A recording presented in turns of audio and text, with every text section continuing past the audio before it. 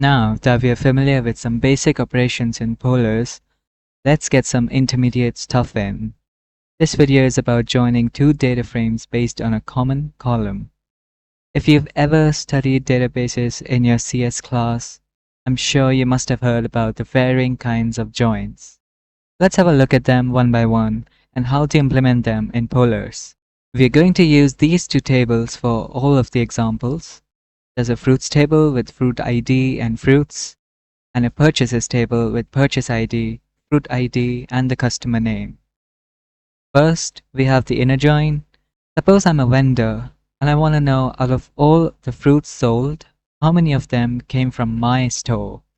This can be done using what is called an inner join.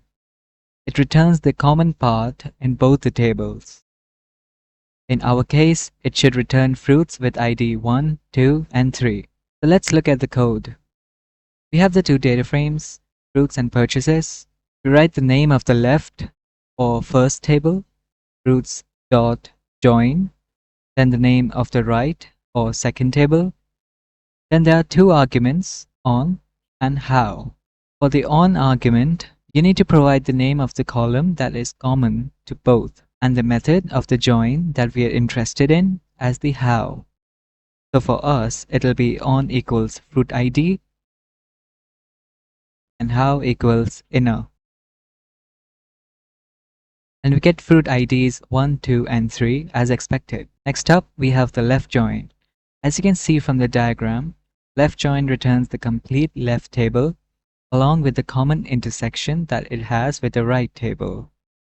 Let's write and see what we get. We just need to change the how argument to left. And we do get the complete left table, but wait, there are some null values. Why is that? This is because corresponding to the fruit ID 4 and 5, we do not have any record in the purchases table. So polars just fills it with nulls.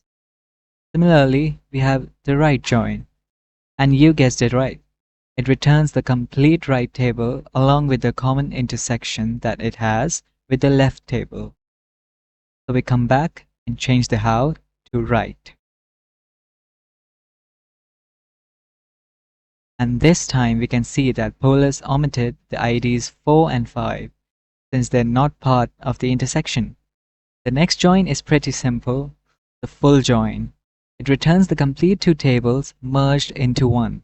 We change the how to full, and look, the two tables just combined into one. We have two more joins, which are not very common, but it's helpful to know about them in case you ever have a need.